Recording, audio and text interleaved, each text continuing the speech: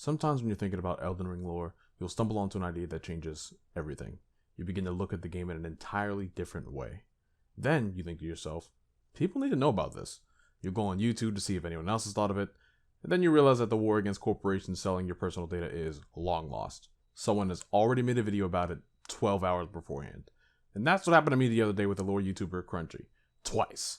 They have already mapped our brains and know exactly what we'll want before we want it, what we'll think before we think it. Good game, well played. But then, another idea hit me, and suddenly everything started falling into place. And then everything started falling apart. And you question why you even uploaded that first lore video you made. Because everything has changed. There is nothing more terrifying. You read the title, and yes, I've gone all the way off the deep end. But I would lose more sleep than I've already lost if I didn't get this out before Shadow of the Erdtree releases. To begin, let's go over the first idea that Crunchy clearly beamed directly into my brain. The Traveler's Clothes item description reads, light yet sturdy clothes, worn by young women who set off into the world to confront their fate. These are the same clothes worn by both Melina and Millicent. No longer do I think this is just a coincidence.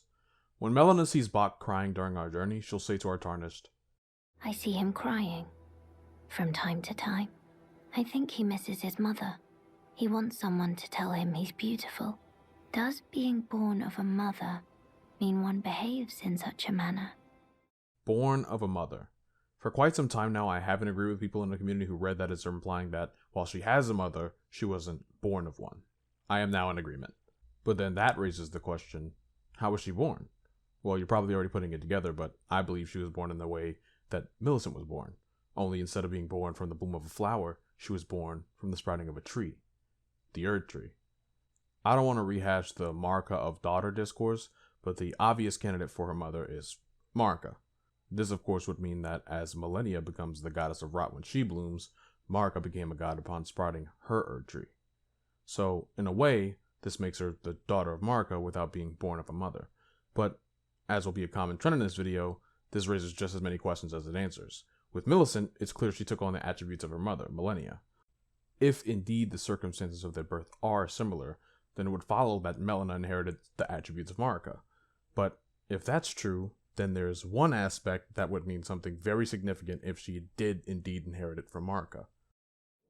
Lord of frenzied flame.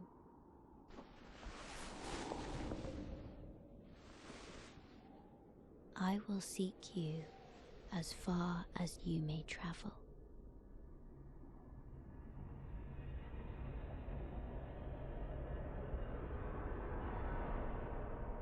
To deliver you what is yours. Destined death. And that is where I lost the plot. Yeah, I don't think it's Melina anymore. So, one thing that has always bothered me about Marika and Radagon is that outside of their statues, we don't get a good look at Marika and Radagon's left eye until the end of the game. Not in the trailers, cutscenes, or even items with their likeness. It isn't until the final fight of the game that we get to see their shattered and stony face. Because of the shattering, their right eye socket is empty and glows with the golden color of the Elden Ring. But their left eye? Well, as a result of the shattering, that side of their head is completely missing. This has literally always bugged me, and now I know why. Sealed on the left side of Melina's face is a purple eye that only unseals in the ending where she's alive, and the rune of death is no longer sealed. For a long time I was sipping the Occam's Razor Kool-Aid and figured the simplest explanation, that she's the Glowmite Queen, is probably true. However, recently, something occurred to me. Finger Reader NES states, And you say you seek the power of the rune of death too? The rune of death goes by two names. The other is destined death. The forbidden shadow plucked from the golden order upon its creation. Plucked. What an odd word to use to describe removing a rune from the Elden Ring. What's interesting about the Elden Ring is that it seems to be fused with Marika, and as a result, as seen from her body being shattered after shattering the Elden Ring, damage to her is damage to the Elden Ring, and vice versa. If this is the case, then removing part of the Elden Ring would likely mean you would have to remove a part of Marika's body. You might even have to pluck it out. And as it's Melina's left eye that glows with the power of death, I believe that this remained the same with her mother. As an Empyrean chosen by her own 2 fingers, for whatever reason, she chose to burn and become the death of the gods. Then she would take their skin and use it to create her godskin apostles. But all of this would come to an end when Malekith, her shadow, defeats her and seals destined death away by plucking it out. As finger reader Enya tells us, this is the moment where the Golden Order began. But if we say Malekith, the leash functionality of the shadow, triggered, and then he defeated her, why is it that she suddenly was okay with that, and then he goes back to being loyal to her? Asking that question is what led me to making this video.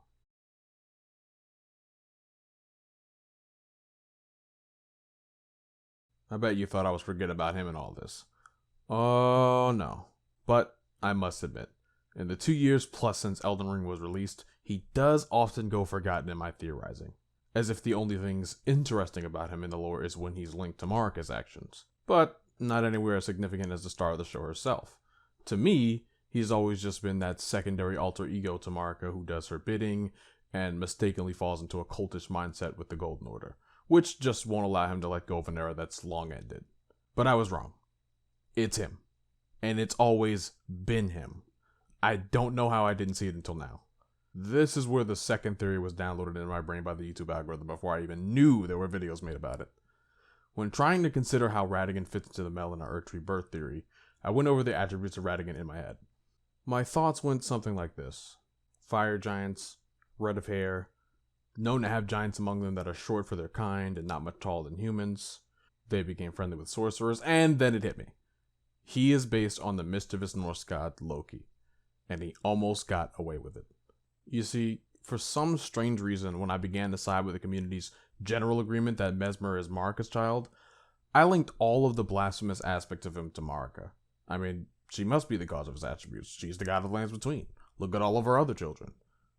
But that's where the bad habit of relegating Radagon to the position of pawn blinded me. Why did I assume that all of his quote-unquote blasphemous aspects must originate from her? Well, perhaps I thought it was an attempt to divest herself of all of the parts of herself that she didn't consider pure enough.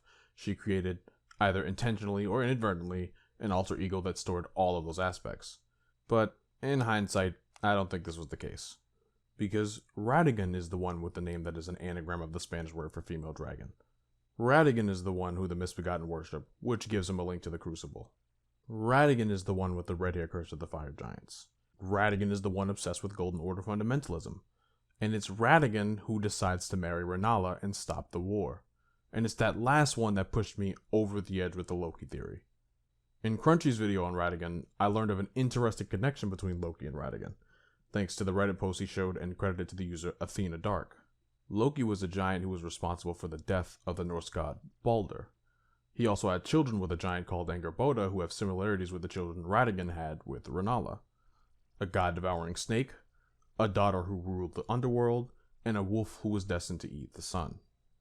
Then you look at the now blasphemous snake Rykard, the now spirit form Rani who stole fragments of destined death, and Radon who halted the movement of the stars and fate, and is a requirement to access the DLC with Miquella's hand. The very same Miquella who was obsessed with the eclipse. That DLC cannot come fast enough. But what else is Loki known for? Well, being a mischievous shapeshifter. I'll warn you now, this theory is about to go all the way off the rails.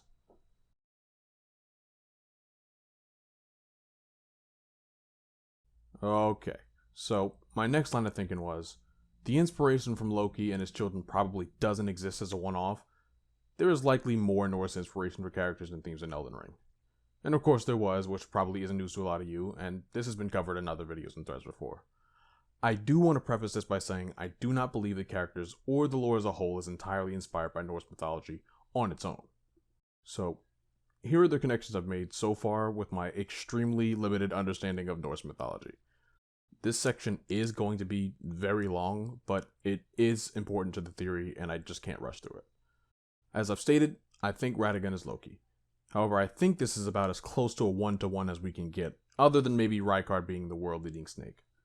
The rest seem to blend, alter, or share attributes. I won't go over them all here, just the ones I think have the most importance in this theory. To start, while he's in a wolf, Radagon seems to be some combination of Fenrir and his children Skoll and Hati, beasts meant to eat the sun and moon. And in Elden Ring, instead of eating the sun and moon, he holds back the stars, Ranni's moon and fate, and is likely holding back the eclipse that Miquella seeks. Next is Ranni, who in her spirit form after utilizing the Rune of Death seems to be inspired by Hel, the goddess who rules the underworld, but also possibly Hod. Hod is a Norse god associated with winter, the night, and darkness, and is the god who was tricked into killing Balder. Ranni was trained by the Snow Witch Renna, has a connection to a dark moon, her ending leaves the world in a chill night that encompasses all, and most importantly is responsible for the death of Godwyn, who we'll return to later. However, I think this is unlikely, which I will also get into later. The trouble with Hod is, as the blind god who was tricked into killing Balder, there are two other characters that could potentially fit. The first of which is Melina, the only seemingly blind child of Marika. However, while she seems to be blind, she also is an accomplished warrior who doesn't seem like the type to be tricked simply as a result of her blindness. With her, the two Norse connections that come to mind as better fits are the warrior Valkyries and the god of warriors Tyr. The connection with Tyr comes from the legend where he loses his arm to Fenrir when the god attempts to imprison him. In the trailer where Melina fights Radagon, she can be seen reattaching her prosthetic arm before attacking him once more, only for Radagon to finally destroy it. The next relevant connection are Miquella and Torrent, who I think are partially inspired by Hermod, the god who traveled to the underworld to revive Balder, and Sleipnir, the eight-legged horse of Odin who was the child of Loki and a stallion. One thing that is a bit puzzling though is Miquella's possible connection to Balder. The more obvious connection, and the one I think is most likely, is that it is Godwyn who is Elden Ring's version of Balder. However, something significant about Balder is that he is beloved by all of the gods and is associated with light. Miquella is capable of compelling affection from seemingly everyone, and although he divests himself of his body and power, we are told in the story trailer that he once possessed golden flesh and blinding strength. This is why I don't think the Norse inspiration is meant to be one-to-one, even including the events of Ragnarok. However, the most relevant to the subject of this video is Godwyn. He, as I've just said, is most likely the Balder of Elden Ring. Let's go through this one with a quick summary of how Balder was killed. Balder was made immortal after sharing with his mother, Frigg, that he had been having dreams of his impending death. Well, seemingly spurred on by jealousy of Balder, who was highly favored by all of the gods, Loki disguised himself as a woman and then asked Balder's mother, Frigg, if she'd left out anything when she made Balder immortal. She tells him she did. She left out mistletoe, as it was harmless. He then fashions an arrow or spear out of mistletoe, and then as all of the gods were amusing themselves, testing Balder's immortality, Loki tricks one of these gods into hitting Balder with his spear or arrow, killing him. They then try to revive him by sending another of Odin's sons, Hermod, down the Erdtree while riding Odin's spirit horse, Sleipnir, to its dark and damp roots. They do this to ask Hel to revive him. She says she will if everyone cries for him and mourns for him. And so, everyone does. Except for a goddess who was of course Loki in disguise. And so, he stays dead. Okay, so what does this have to do with Elden Ring? And if Radagon is Loki, and Ranni is Hel, and Godwyn is Balder, then how does this jealousy Loki had for Balder express itself in Elden Ring? Let's listen to some of the most interesting dialogue concerning Marika and Radagon's union in the game. In Marika's own words, O Radagon, leal hound of the Golden Order, thou art yet to become me. Thou art yet to become a god. Let us be shattered, both, mine other self. The most contentious debate in the community often comes from the first part of that dialogue.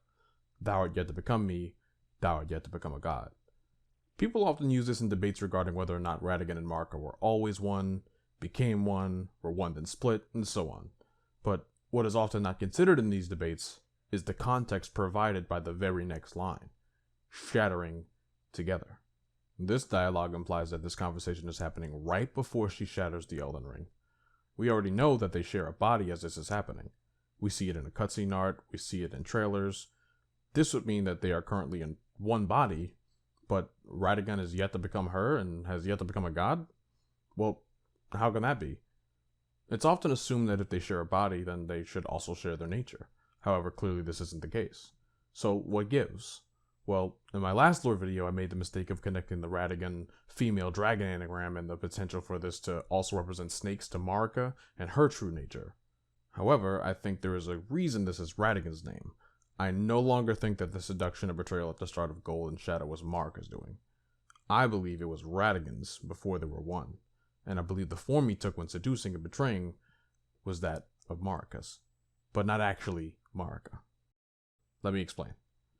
After being defeated by Malekith, why does it seem like Marika gets right on board with the Golden Order and back on good terms with Malekith? I think that this may be because it wasn't just the Rune of Death that was sealed, but also a part of her soul along with it, and through some yet unknown means, Radagon possessed her body. This section is quite a bit heavier on the speculation side. Firstly, I think the concept of the eye representing the soul may play a part in why the Shattering takes place after Godwyn's death. All throughout the lore of the game, you can find evidence of Marika's cruelty.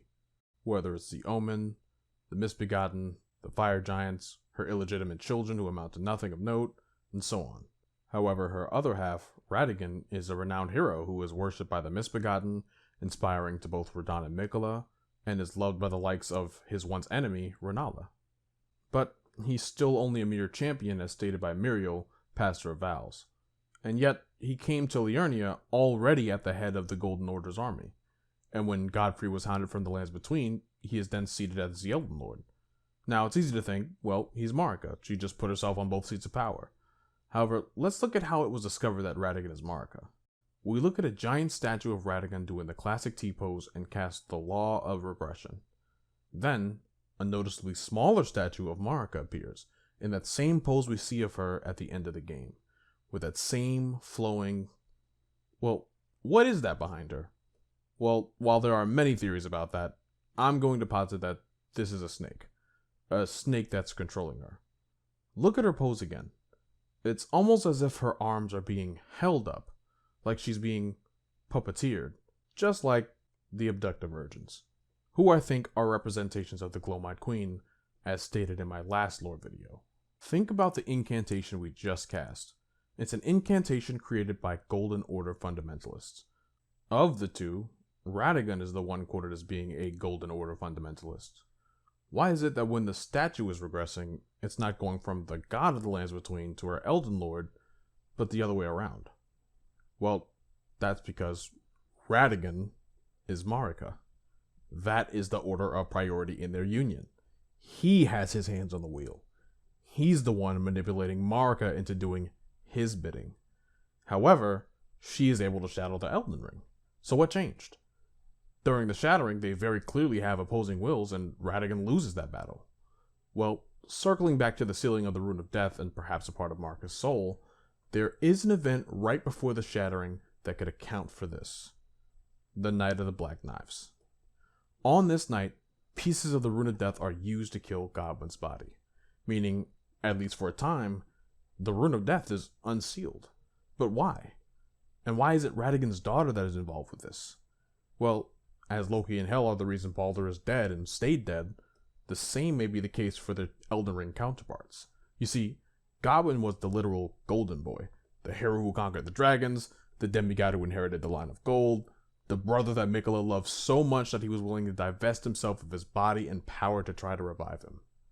Even some of the dragons he defeated grew to love him so much that even in death, they stayed loyal to him.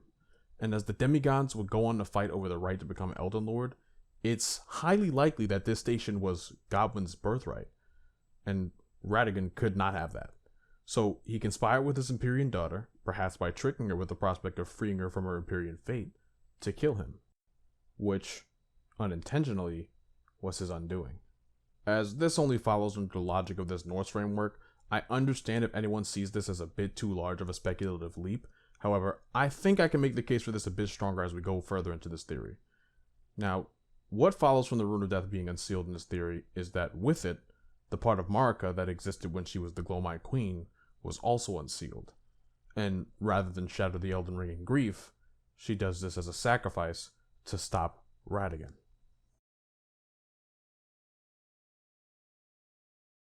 A quick tangent here.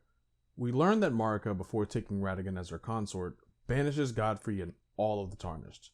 It seems as though this was a plan meant to strengthen them in order to bring them back to the Lands Between, and for one of them to become an Elden Lord. But was this truly all there is to it? I really don't think so, because in order for this plan to work, the Shattering and her eventual death at the hand of one of these Tarnished would have to happen, which is quite a lot to give up without an extremely important reason. In the 1.0 version of the game, which of course should be taken with a grain of salt in most cases as it is now cut content, the Limgrave East map description reads, Radagon's warning is yet told and retold, that one day, the Tarnished led into war will cross the Sea of Fog and return. The use of the word warning leads me to believe he was implying that, of course, this wasn't a good thing.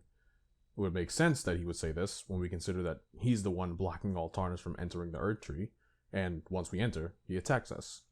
All that to say, I think that the Tarnished were actually sent away to gain the strength to stop Radagon specifically. A quick side note on a quick tangent, I am now on the side of people who think that Radagon tricked Gideon into believing that he discovered Marika's will. But you read the title of the section. How did I get there? Well, in Norse mythology, after Baldur is killed, Odin has a child with either a giant or a human that is born to do one thing and one thing only: avenge Baldur's death and kill Hod and Loki. His name was Vali. After his birth, he rapidly grows in size and strength and accomplishes his goal in only one day. Does that sound familiar? Well, perhaps on its own that's not so convincing. There was a video recently released covering a theory in the Japanese Elden Ring community that posits that the Tarnished we play as is a demigod. I'll leave a link to the video in the description, but the gist of the theory is that very silently while a Tarnished is being revived, you can hear the bells of a mausoleum and a baby's cry in the background. I am going to suggest a crazy theory. Our Tarnished is actually the Elden Ring version of Vali. Think about how quickly, after being the first Tarnished brought to the Land Between in a very long time, we're able to grow strong enough to become the Elden Lord. And in order to do so, we have to kill the Loki of Elden Ring, Radagon. But, of course, there's still the Hod of Elden Ring that we have to deal with as well. We'll get to that in a bit.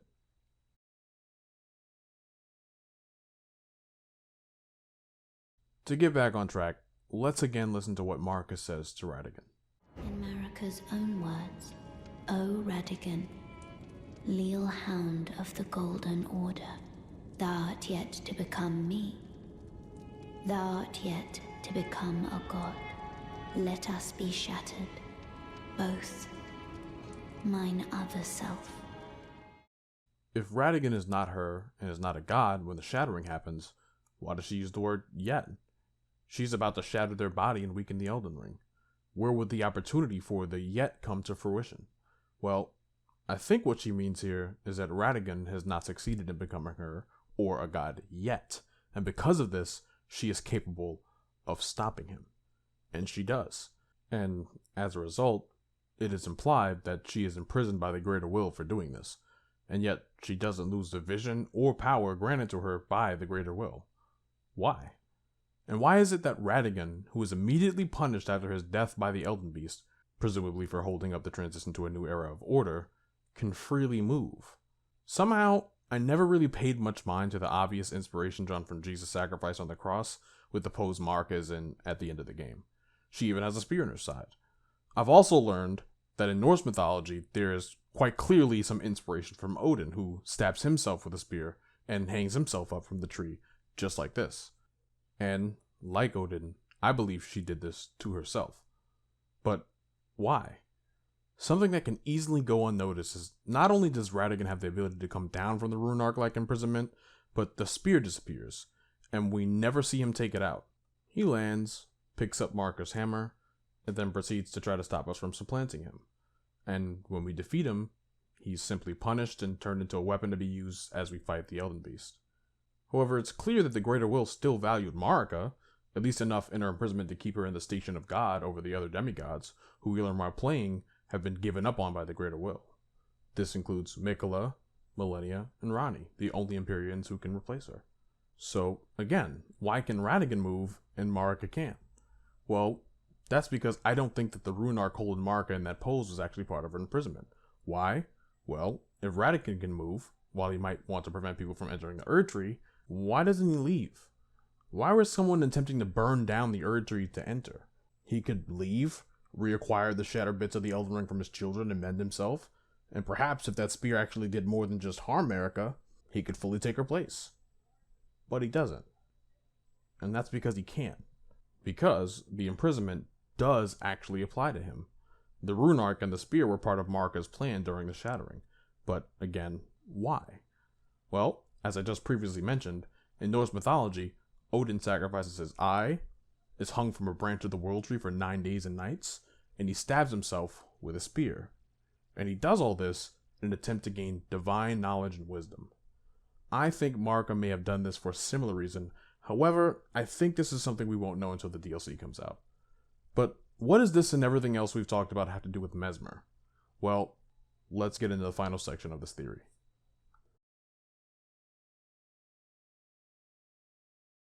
Most of this theory so far was meant to illustrate the idea that it's been Radagon pulling the strings. He's the deceiver snake, the shape-shifting female dragon, the one puppeteering the glow-eyed queen. But what is the importance of all this? Well, let's go back to the beginning of the story of Elden Ring and this theory. In the beginning, as kindly Miquella found out, there was a seduction and a betrayal, an affair from which gold arose, and so too was Shadow born. I think Radagon is the seducer. However, who was being seduced, who was being betrayed, I think we'll know for sure in the DLC. However, I think I have an idea of what Miquella meant when he spoke of how gold and shadow came to be. Earlier in this theory I spoke of Melina, and how I now believe her birth was like that of Millicent's, spawned as a result of Marika sprouting the Erdtree, the golden tree. But we now know that along with gold came shadow, and along with the Erdtree came the Skadu tree. If Melina is to Marika what Millicent is to Millennia, then who was born with the Skadu tree? Well, in the story trailer for the DLC, we learn that what follows the birth of Golden Shadow is a war unseen, seemingly spearheaded by Messmer. I think that with the sprouting of the Skadu tree came the birth of Messmer, and as Melina is made in the likeness of Marika, Messmer was made in the likeness of Radagon. But wait, I hear you say to your screen, Messmer is all but confirmed to be the child of Marika. He even speaks of his mother being able to sanction a lord. But this is where the Radagon Loki inspiration comes in. Remember, when Baldur is killed and the only way to bring him back was to get everyone to cry for him, Loki shapeshifted into the form of a different goddess and refused to cry. And in Elden Ring, with his name being an anagram for the Spanish word for female dragon, Radagon's version of shapeshifting is to literally take control of Marika while in her body. And from there, it doesn't take too much to connect the rest. The red hair, the dragon communion eye, the snakes, his height. This is an expression of Radagon. In a way, Messmer is Radagon's child, but also, he is what Radagon is. And that is why I also think that we'll learn along with Miquella in the DLC that this unseen war wasn't truly Marika's deed. It was Radagon's. And then we must ask, why is all of this hidden? And why does it seem as if Messmer is now in rebellion from the Golden Order? Well, let's look back once more at Baldur's death. He was killed when Hod was tricked into hitting Baldur with mistletoe. Mistletoe that had been fashioned into either an arrow or a spear. I believe the one-eyed Messmer isn't called the Impaler because of his deeds in the Land of Shadow.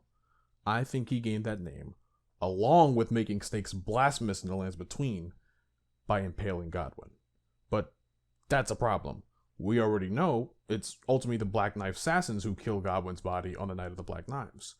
But even with weapons that can kill a demigod, how did they actually defeat the demigod who defeated the dragons? Well, I am almost certain that by the end of our battles in the Land of Shadow, Messmer will give us that answer. And that's the end of this one. I hope this was entertaining and maybe gave some fuel to people working on their own lore frameworks. If you enjoyed this video and would like to see more lore theories in between my animations, please like, comment, subscribe, share, all that good stuff. Special thanks to those supporting me on Patreon, and please feel free to come back and tell me how wrong I was when the DLC releases. Peace.